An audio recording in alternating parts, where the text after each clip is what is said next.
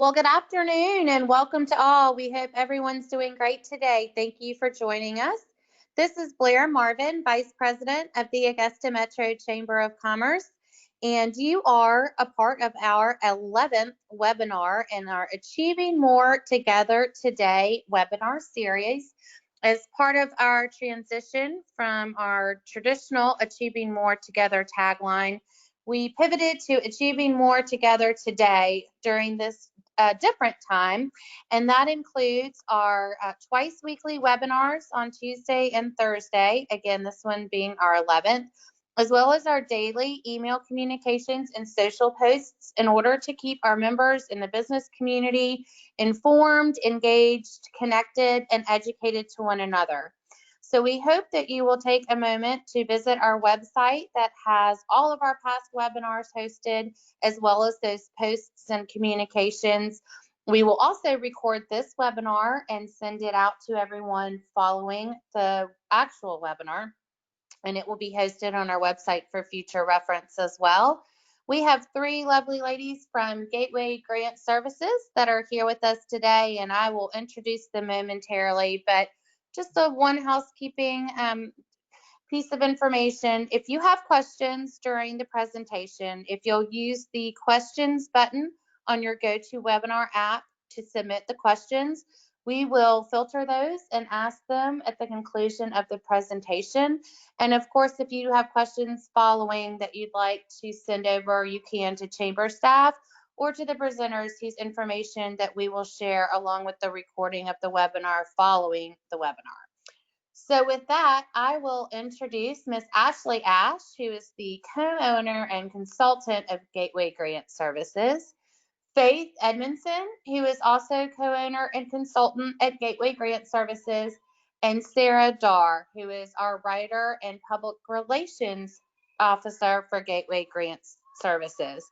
So at this time, ladies, thank you for being a part of our panel today, and we look forward to the information that you're going to share on different ways that we can change strategy during the COVID-19 pandemic, especially as we look to come out into a recovery phase, and how we might best utilize volunteers, of course, as nonprofits, keeping their safety at the forefront. Thank you, and have a great afternoon. Thanks so much, Blair. First of all, thank you so much for the Augusta Metro Chamber of Commerce for having us today. We're very excited to share with all of you who are present this information that is so relevant and so important right now. Just to give you some background on Gateway, we have been working with nonprofits in the Southeast for a little over 3 years, but between us on our staff, there's more than 15 years of nonprofit experience, especially with grant writing, grant research, and nonprofit development.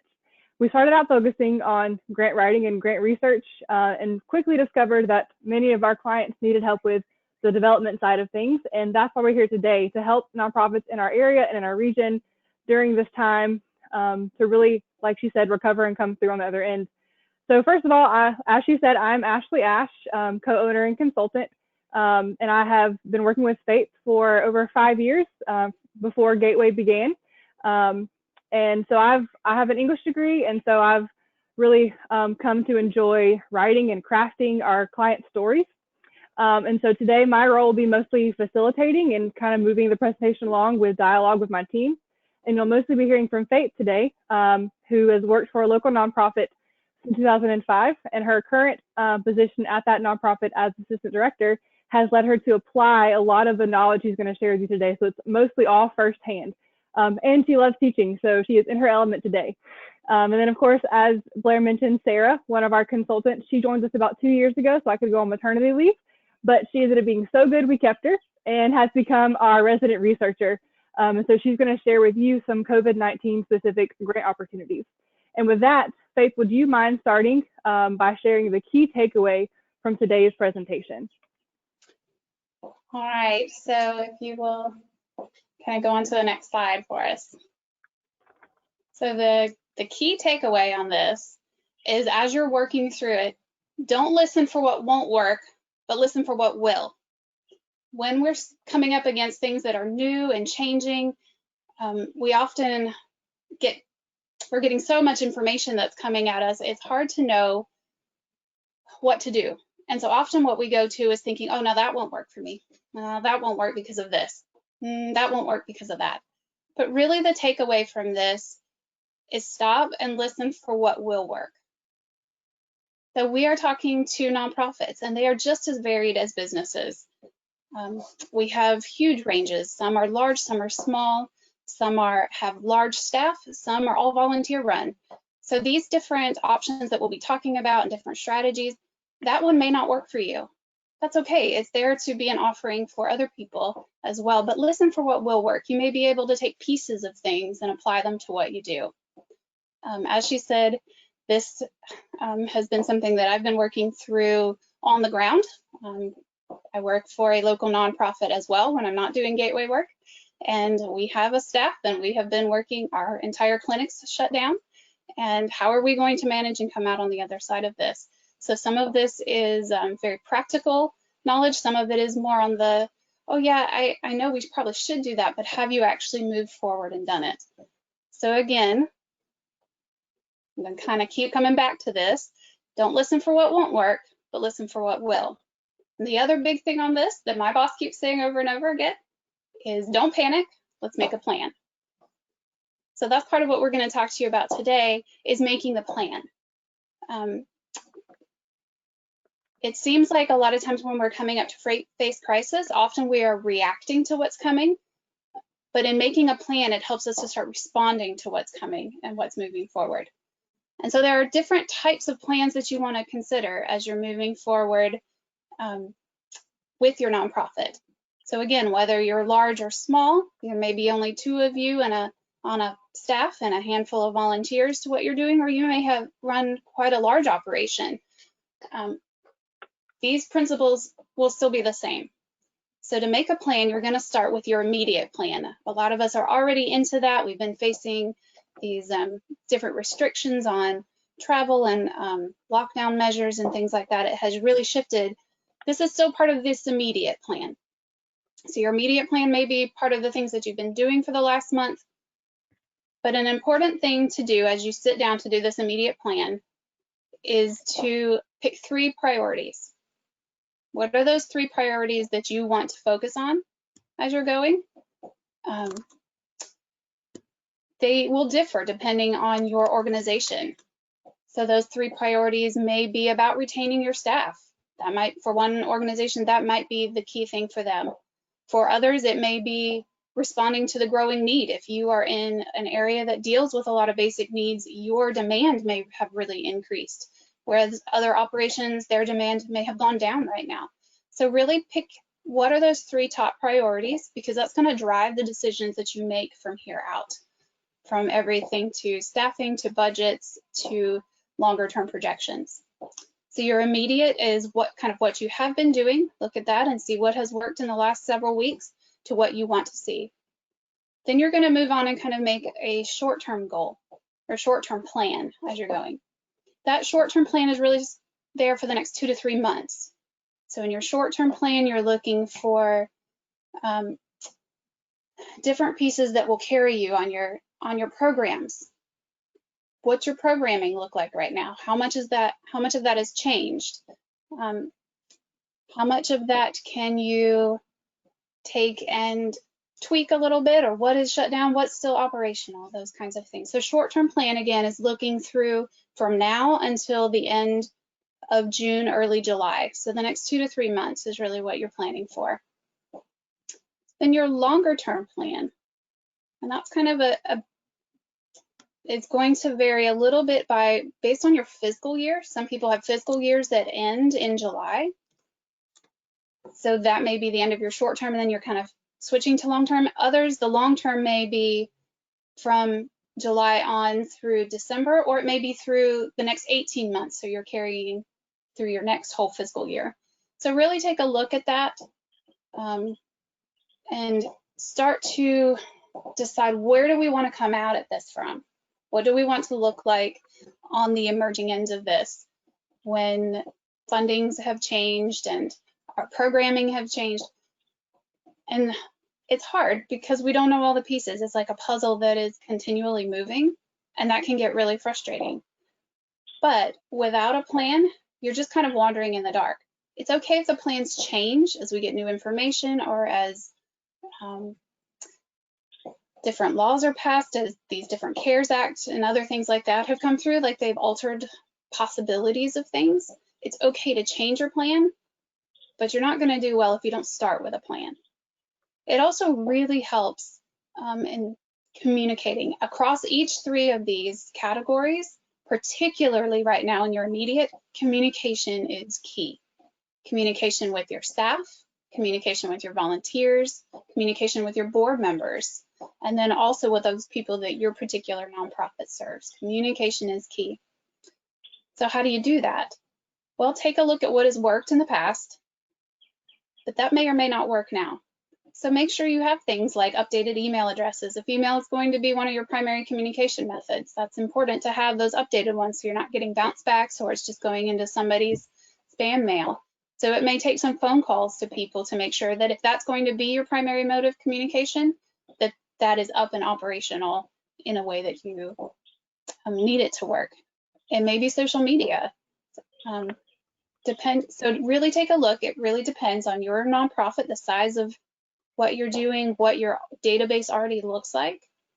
But communication and staying on top of things is going to be really essential, particularly in the immediate, but also moving forward in this. And Faith, can I interject here? Sure. Circling back around to our topic for today, funding strategies, it is super important right now to continue communicating with your donors. Past donors, stay top of mind. Keep sending newsletters, keep sending emails, even if you're not sure what to say, even if you still don't know what next month is going to look like for your nonprofit, still keep in communication so that you stay top of mind. So that's a really important key, not just for donors, but also the people that you work with, that you are still there, you are functioning, you haven't shut your doors at this point. What are you doing? What is it that you are able to offer to people right now? So rather than focusing again on things that are negative and what you can't do and what won't work, again, turn around within your organization and look for what will work. That's really important through this time. Then that last key that is down there is a succession plan. And this is really important for sustainability. And that's one of the things that as Gateway that we found out that people don't just need help writing grants. What it really came down to is how do we make this organization more sustainable? This is a key piece right here. And having a crisis come up brings those to the forefront. So the crisis right now is something we're facing kind of across the board. So many of us are looking at this, but at any given point, an organization can come through a point of crisis, whether it's a major dependable donor that fell through and didn't happen this year, or something with the director where they need to either step down or they're not able to function in that position anymore.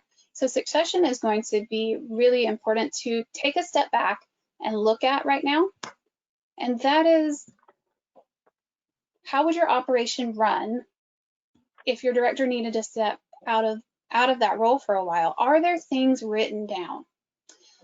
Or are they only just kind of stored up here in their mind? Do you have the dreaded policies and procedures? That sounds kind of scary and intimidating in a way, but really it's just the collected information of how you do things. If you are working in a food bank distribution place, do you have the pieces written down of what that looks like? What kind of documentation are you required to keep? What kind of contacts, people that you regularly need to meet and check in with? Where is all that information? Is it collected in a place that more than one person knows about? That's really important in this. Can you leave a written trail of how your operation works? And so that is not, think of it into two pieces. One piece is how your programs work. The other piece is how you administratively work. And those two almost need separate pieces to be written down. So take your time and think about it with kind of your program hat on, and then take that down and put on your administrative hat and wear that for a while. And what is your plan? If somebody else needed to step into your role, what would they be doing? Where would they find that information? Where do you have an accountant that you work with? Who is it? Do you have a compiled list of logins and passwords? And where would that be? It needs to be accessible by more than one person. It can be locked somewhere, but the other person at least needs to know where to find it within your organization. When it comes down to it, who makes the decisions? If the director steps down and somebody else needs to come in and take that place, who is responsible for making decisions about programming? Who is responsible for making decisions about finance? Are all decisions run through the board? Are most decisions run through the executive director and some just referred back to the board? These are all things that just kind of happen within an organization. And this type of crisis really, again, puts it to the forefront of why we need these things written down. From the funding perspective, what this does is push you to organize your thoughts and be able to create and put on paper, how does your program work? When you can do that, you can take that information, and whether it's to an individual donor when you're sitting down at a dinner or you're pitching this over the phone, or whether you're sitting down to write a grant on something, having these pieces thought through and written down. You don't have to do full sentences. Bullet points work just fine. But putting it down on paper really can help to make it more succinct and to know where it is that you're headed to. This is part of that making a plan. So again, coming back to how do I adjust my funding strategy? It's really only adjustment if you haven't done it yet. It's one of those, I plan to get to that someday, that sits on a lot of people's lists because it's not the most urgent. Well, during this time, if you have the capacity to slow down and sit, and what do I need to do? Making this plan is really what's going to provide stability for you as you're coming out in the long term. So from there, where do we go next? These are kind of the different response options. The idea that we are going to be able to go back to what was normal is probably not realistic. For better or worse, this whole experience for all of us is going to shift the way that we do things. And we can either kind of dig in our heels and push against that, or we can take a step back, let's breathe, let's make a plan, and what is our new normal that works going to look like? So there's really 3 different sets of response options, and it kind of depends on where you're at as an organization. And they are kind of stair-step down. So it really is important to think about where you are and which one of these will fit. Again, going back to that key, what was it, Ashley? Don't think about what won't work, think about what will work. Right. So starting from the beginning, to reformulate, that is really a way of saying we're not looking to redo everything that we have. We are looking for changing the how of our program, but not the what. So this may be the School for the Arts published a lovely piece in the news the other day, Jesse Norman School for the Arts, on how they are representing a lot of their programs. They have made the plan and presented it to the public. It was a really well done set. They are reformulating a lot of what they do. So their classes are now available online. They're doing practices via Zoom conferences. There are different ways to do that. So they are changing the how in their method, but not necessarily the what they are doing. So for some organizations, that's really going to be where you're at. You're still going to do your same programs, but how you're going to do that will be very different. One of the pieces that our organization has had to do is change the how. We do therapy for children with special needs, and we have had to move to telemedicine. It was a big learning curve. So changing the how doesn't necessarily make it easy. There is a lot of learning curve to this, but it still keeps you able to do your programs, able to do your mission. But it looks really different. The how we're doing it has really changed. For other organizations, you're going to go more for a reorganized approach. This setting is a little different in that you're not just changing the how you're presenting something, but you're also changing some of the what that you're doing. So for instance, groups that may focus on wraparound services. Maybe if you were working largely with school children, some of your wraparound may have included school supplies and backpacks, pencil and paper types of things, or school appropriate clothing, other things like that. And you were delivering that within the school system. So but now schools are not operational, and having that pencil and paper is really not as useful. So you are not going to simply change your delivery method. Now you're also going to be changing that wraparound a little bit to the what you're doing. It may be you're delivering a modem now. That may be the most useful wraparound that you're doing, or maybe you're covering utility bills to keep that internet on so that they can do school from home. Maybe a portion of that was tutoring and you're no longer going in the classroom to do it, but you are reorganizing that to do Zoom tutoring sessions on something. So again, it's really looking on the reorganize, you're looking at changing the how, your delivery method, but also sometimes the what you're doing. Some of that means taking a hard look at this program just right now is not going to be possible to run.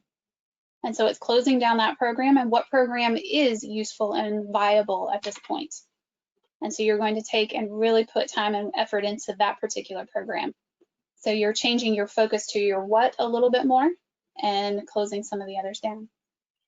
And again, going back to that make a plan, look at this in your immediate, your short-term, and your long-term plans as you're creating them. Those priorities may change a little bit over time as you're looking to the long term versus your immediate. That's okay.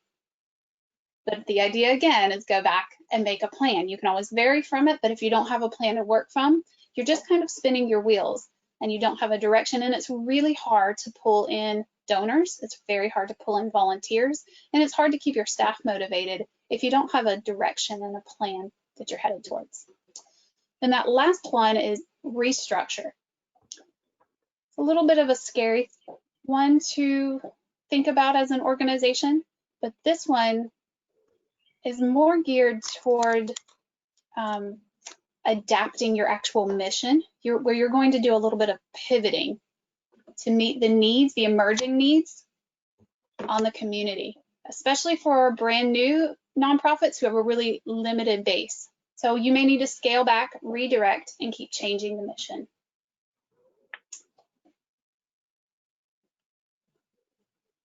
All right, next slide. There you go. So staying afloat financially, things you need to look at. These are the practicals. What do you do? Start looking at your changes in income and expenses. Do that for what you have seen over the last couple months and then what you're projecting to see. Some people may see actually if they are seeing changes in their program getting more income. There are some of those going on. What does that balance out with other programs, other portions of your programs that have shut down? So really try to look at that, looking at where you were in the last 2 months or so, comparing where you're headed to with 2019 and doing some real analysis with that. Where are your areas that took the largest hits so far? If you are in the arts, you may have just lost out on ticket sales for things. If you were planning a large gala that just happened and it kind of just fell to pieces and you already have a lot of money invested in that, that can be really difficult. So take a look at where your largest hits are and then start making those plans according to that. What funding does look steady? There are other areas that are opening up. Some of these are reimbursable grants, keeping your cash flow open so that you can continue to move forward on those reimbursable grants is something that's really important to think about as well. The other piece is reaching out for financial help. There are, Source is one of those that you want to look into that helps with financial planning specifically for nonprofits. So that's a key place to look at. The Small Business Association is lovely, but they only work with Small Business Development Association, but they only work directly with for-profit groups. So Source is where you would want to go for similar information. You're gonna move on, Faith? Next slide. Okay. All right. So what do you do? We've kind of talked about this just a little bit, and that is staying in front of people. You have a lot of different groups that needs to be, and each one of those different groups you need to approach with the best communication method possible. So staying in front of people includes your staff. When you're doing that at a distance, that can be a challenge that you didn't have to do before. Staying in front of your volunteers so that they don't get pulled into another organization and spending their time there, or just get wrapped up in their own things and forget that you need help. If you're not reaching out, if you're not staying in front of them, the latest Netflix show can take up that space instead. A lot of times people are looking for ways to help, but they don't really know what to do. So staying in front of them, staying top of mind, will be really beneficial in keeping your organization functioning during this time and coming out on the other side stronger. The two other groups that you want to stay in front of are your donors, and then the other are the people that use whatever your organization is, your target population that you reach out to. All of those are important. One thing to note, just kind of again on the practical side of things, they did make a tax donation change to the IRS tax law this year, specific to COVID. As of last year, everyone could take a $25,000 deduction instead of doing itemized. So in effect, that was not that helpful for nonprofits in some ways, because you couldn't say, hey, give this for a tax donation on top of it. But this year you can do an extra $300 on top of that.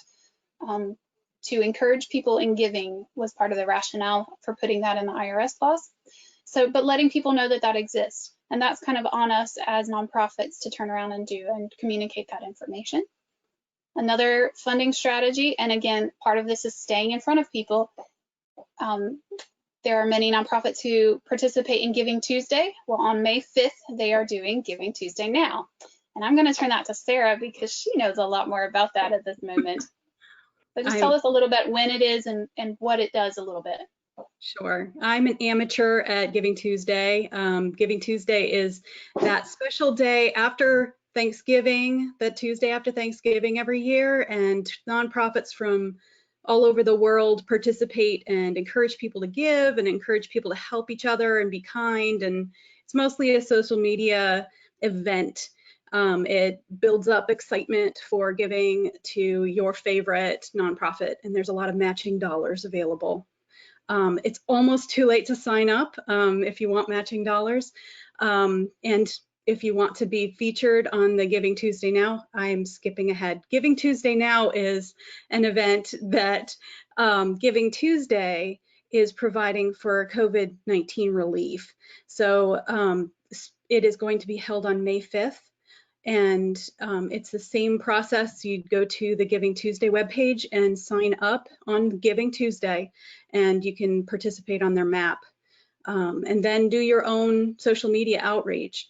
Send them to your own donation page or sign up with a matching company. There's a couple of them out there.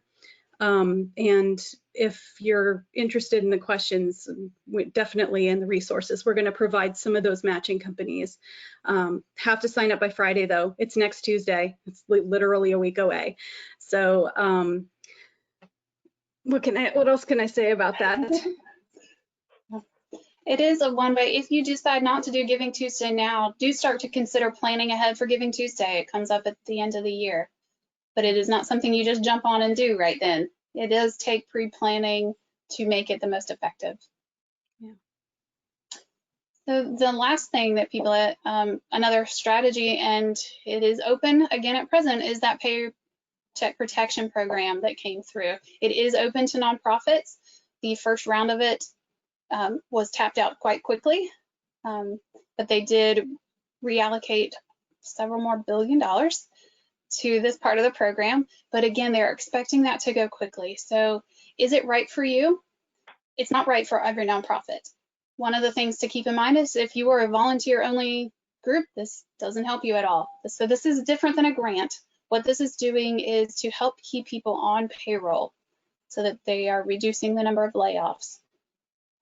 If everybody is coming in as a contract worker, that doesn't help you either. So it needs to be somebody who is getting a W-2 from your employer as the nonprofit organization. And if you need more details on that, there is a lot of information out there. You could call us, we can help you walk through that.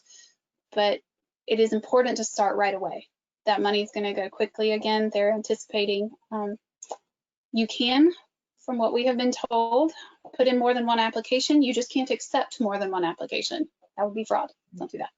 But you can go in the big banks if that's where you typically bank at. You can put in one there, but they are also encouraging to use community banks. The local community banks are having some good success rate of getting their people in just because of a lower volume. So really check into that. There are a lot of pieces that you need to have your ducks in a row in order to pull it together. And the payroll protection is a forgivable loan, but you do have to spend it on the correct places and have your accounting in good order for that to work. It's really important. It's worth pursuing, but you need to know what you're doing, and there is a lot of guidance out there to help you know.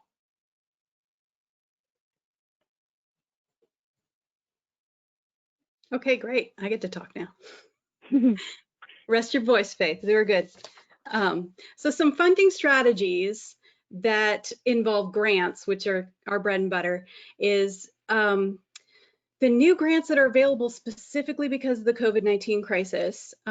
Different funders are shifting their focus, and actual brand new grants are available. If you're in the CSRA, if you're local to us, the Community Foundation of the CSRA, or the CFCSRA, and the United Way, the CSRA, are partnering up together and are providing relief dollars. There's a specific COVID relief emergency relief fund, COVID-19 emergency relief fund available, and the CFCSRA is taking care of the nonprofit end and accepting grant requests, and the United Way is accepting individual requests and taking care of them.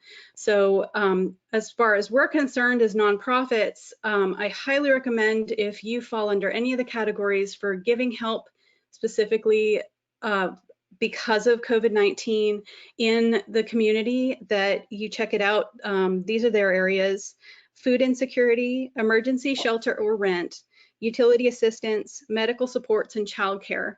And those 5 categories are being covered in a very simple to write grant that has a lot of resources right now.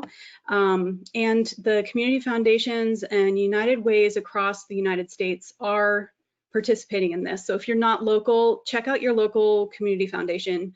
It's very likely that they are doing the same kind of effort, same kind of help. And yeah. Sarah, can you, real fast, can you talk a little bit about the deadline for those applications? Yeah, one of the best things about them is they have a quick turnaround. If you turn your grant in by 4 o'clock on a Tuesday, you will have an answer within the week. They're making quick decisions, and they're also delivering the money quickly. These are extraordinary circumstances. So it's not just one cycle, it's a weekly cycle. Right, it's a weekly cycle that I imagine is going to continue until they run out of money. So far so good. They're still up and running, and they're helping a lot of people so far. What else was I going to say about that? It'll come to you. Thanks for clarifying, though. Yeah. So a couple other ones that we've seen change in focus. The Truist Foundation, which used to be SunTrust Bank, changed their name to Truist this year. And the Truist Foundation has a COVID-19 specific ask available. So if you haven't asked Truist yet this year for, they might, if you have already asked, they might be looking to fund you if you contact them. It's just one of the strange things that's happening right now is places are contacting people who have applied and then saying, what can we do to help you stay open during COVID-19? Or here's a check, what else do you need? These things are actually happening. But check into the Truist Foundation for their COVID-19 specific. Another one is Georgia Power. They have added COVID-19 as a program focus. So if you're doing something specifically for COVID-19 relief, check out Georgia Power. That is a long grant, but it is and it's the same one as before. It's not more complicated, it's just as complicated. And we found out about the Disabled American Veterans. Yeah. I know what it is. DAV stands for Disabled American Veterans, and they are doing grants for individual veterans. So if you know someone, if you are a veteran, we recommend reaching out to the DAV Foundation at this time. So this is a good sampling of the different types of shifts that you're seeing. So some are shifting to COVID specific, some are shifting their focuses. This is community foundations, private foundations, corporations, and then those going to individuals. So this is kind of a sample of the different things that we are seeing. Yep. And like Sarah said, some of these turnarounds are quick, and as Faith has been emphasizing, if you have your ducks in a row, you should be ready to go. The other important thing, backing up one, is just to check with your current funder. Some current funders, if you have an outstanding grant with them currently, is to check. Some of them are opening it up, instead of being program specific that you have one for, are now opening it up to general operating costs. That varies by funder. Some of them are still being sticklers and they're staying with what you asked for is what you need to apply it to, and so make sure that does stay cleanly within your budget system. But others are opening that up to general operating. So that's really important with your current funders to see. They want to see you stay open. So just go back through and check with them. Extraordinary. That's extraordinary. We've never seen this before. The focus on operational support for to be that broad. Yeah. Thanks so much for sharing about those guys. Now while we're talking about grants, let's talk about how to communicate what your donor dollar will do. So many of you probably have already been tracking your outputs and outcomes just as part of your standard procedure. And if you haven't, I suggest you get on that. But when you're applying for these COVID specific grants, you might need to re-evaluate your outcomes and measures so that they can be aligned with this shift in focus. So obviously be sure you're keeping up with how many people or how many cases that you're serving. Keep up with the actual impact you're having, not just the number, but what difference did it make in their life. I'll get to some examples in a second. So ways you can keep up with that is through surveys. Some of you have already been doing that. And make sure you have a way to capture that information. If your surveys have previously been done in person on pen and paper, make sure you're getting email addresses from your target population or phone numbers from your target population so you can follow up with them and see how the service you provided them made a difference in their life. So talk about reevaluating and realigning. If you provide workforce preparation services and your previous outcome that you used to measure your program was you wanted 75% of those you served to get a job as a result of your services. That might not be a realistic or attainable in this economic crisis, and we don't know what the job situation is going to look like in a few months. So maybe you need to change your outcome then to be 75% of those you serve gain skills to attain a job, such as improving their resume, improving their interviewing skills, and other skills relevant to obtaining a job. So look at your outcomes, see how you might need to adjust them to be relevant to the current crisis. Also, think about the impact of your services and how you might be having an extended impact. For example, if you provide food for people, you're not just addressing hunger right now. You are keeping people safe by keeping them out of the grocery stores and keeping them away from people who could potentially be infected. If you provide services for seniors where you maybe go and get their groceries for them, you aren't just helping them age in place safely, you're keeping them out of nursing homes by keeping them in their home. So think about how you can reframe what you're doing to be more aligned to current funders' focus. And obviously you need to be calculating this impact. Like when you're tracking your outputs and your outcomes, make sure you're keeping up with the calculation, like the percentages. It's hard to project real numbers right now. We know that. But use as much concrete data as you can. Look at last year's budget and look at last year's numbers, the number that you served, and see where you fall right now and since the beginning of March with how many people you've served. And if your numbers look different than last year at this time, then you've obviously seen an increase due to this crisis. Funders want to see real numbers and they want to know how you came up with them. They want to know that their money is going to make a difference. And you can prove that by keeping your records. Keep records of services you provide. You might need to take this time to look into a database or a client management system, or even a very well-formulated Excel sheet. Sarah Darr has become so good. She's our tech guru. She thrives in creating awesome Excel sheets for tracking data. But it's super important to be able to communicate that to your funders.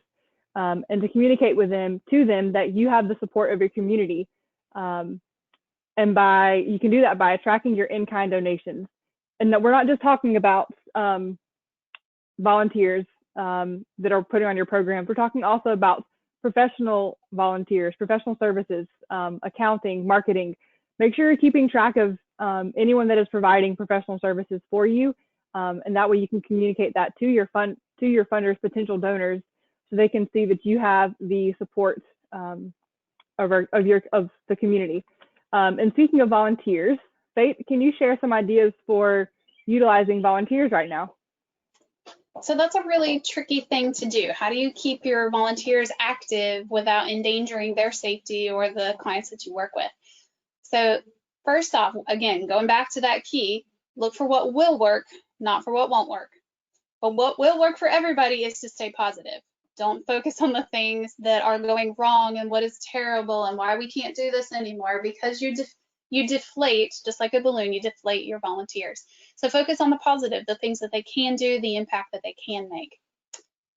The next step, and everybody knows this to a degree, so again, this isn't a lot of earth-shattering information, but let's stop and think about how we can use. We are on a virtual platform right now. There are a lot of them out there. What works for you? There are virtual platforms that do a lot of different kinds of things. Some of them are video related, others are not. Something like Slack, that is just a communication method between different groupings of people that doesn't fill up your inbox on your text messages, but things like that. What are the virtual platforms that can be helpful and useful for your, whether it's programmatic or whether it's administrative, with your volunteers, and how can you engage them?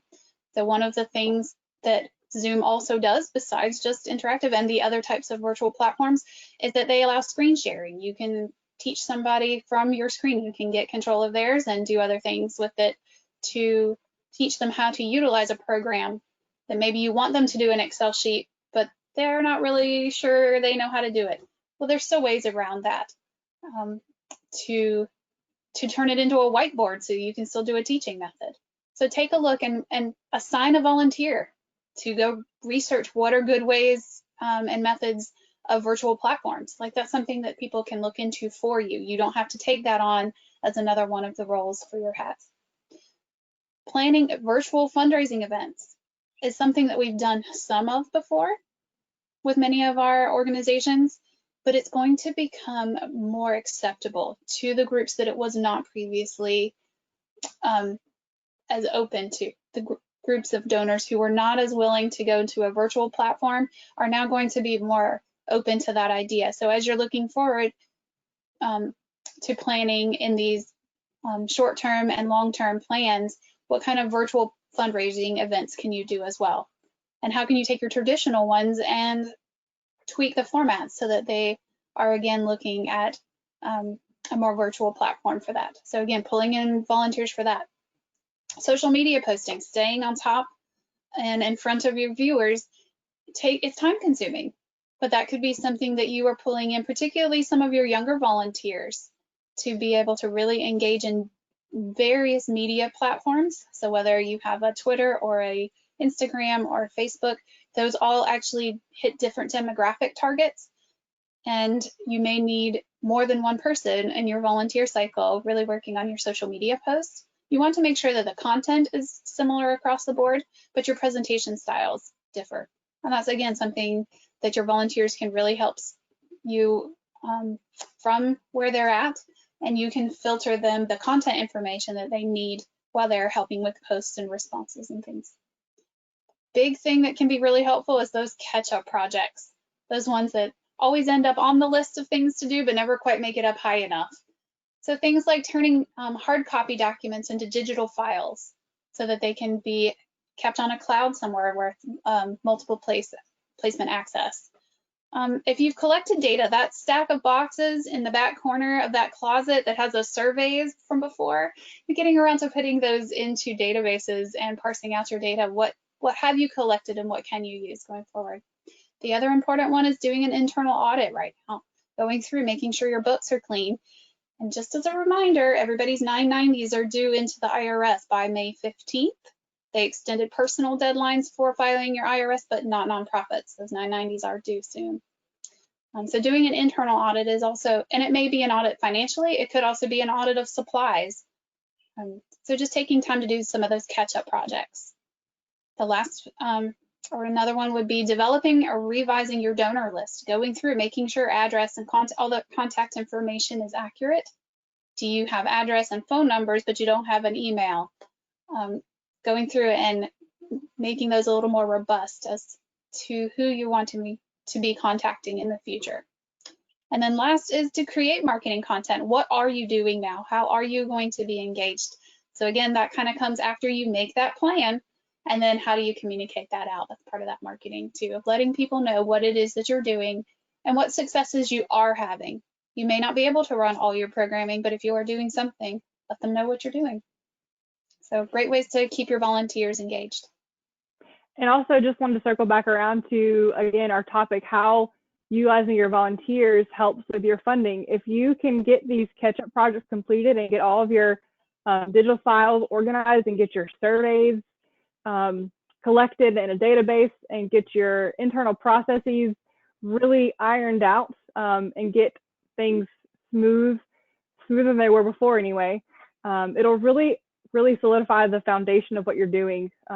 You might be going on 10 years of just, flying by the seat of your pants or just putting out all the fires around you. Now is just a really good time to utilize your volunteers to really work on the foundation of your organization so that when you present a proposal to a funder, you are then more attractive and even more competitive for that funding. And again, our goal is to make these nonprofits that we work with sustainable. How are you going to be here to pass your nonprofit off to the next generation? We want to see these people who are doing such great work continue. And that is really important. So kind of to end, as we're all walking through this, some changes may be negative on the surface, but you'll soon realize that space is being created for something new to emerge in your life. So think about that in terms of your nonprofit organization. On the surface, things can feel really negative and overwhelming, and I don't know what to do.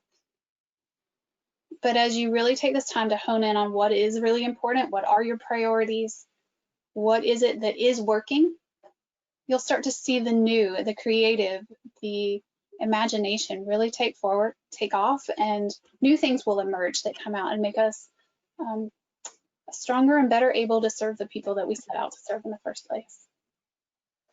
Absolutely. Yes, absolutely. This is Blair chiming back in. Thank you all for those wonderful strategies and suggestions, proven tips and tricks, and we just really appreciate your time and expertise today. We do have a few questions. The first one, and I'll just open this up to the floor. If I have to shift my programs around, how can I be sure to have funding to cover them? So I'll go ahead and take this one. So if we're talking about having to change which programs you're actually being able to run, you may have been running a program where you provide that wraparound support to children in schools. And you had great funding streams, you had several great solid grantors that you depended on, and now you can't run that program, so then now you can't spend that grantor's money. So now you have to look at what are you doing differently. Maybe you're using technology more to run your program, so you might be eligible for a different set of grants with different priorities. So look at what you're doing differently, and then do research in that priority area for funding. So technology would be a new priority that you could then look at. So look at what you're doing and try to find funding and do research for that priority. Okay, great. Thank you for that. The second question that we had, what should I do about succession if my staff is really small? That's really important to know whether or not you have any staff at all. You may be strictly volunteer. But succession is, how do I lay things out so that somebody else could step into that place? So whether it's an interim person that they bring in or just a volunteer who comes in. There are many directors who do this volunteer.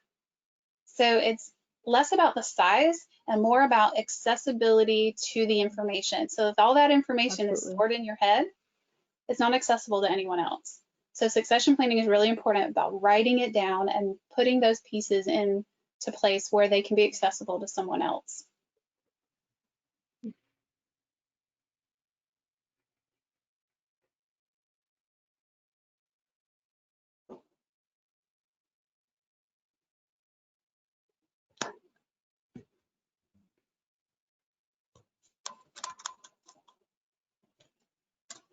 Larry, did we lose you?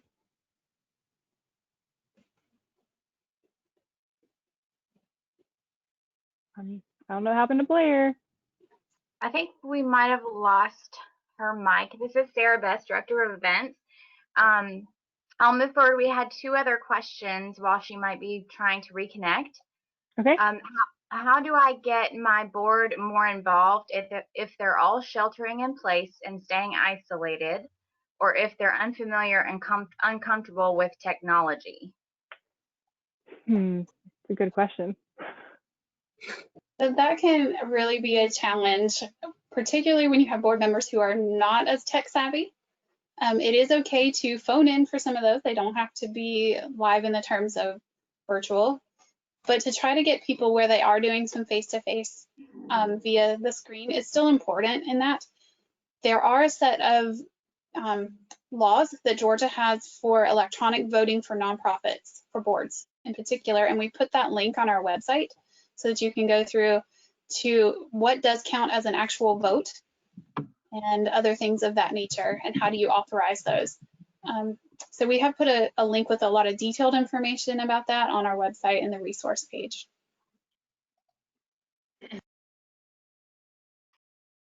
Okay, and the final question is, for projecting revenue and expense changes, where do I even start?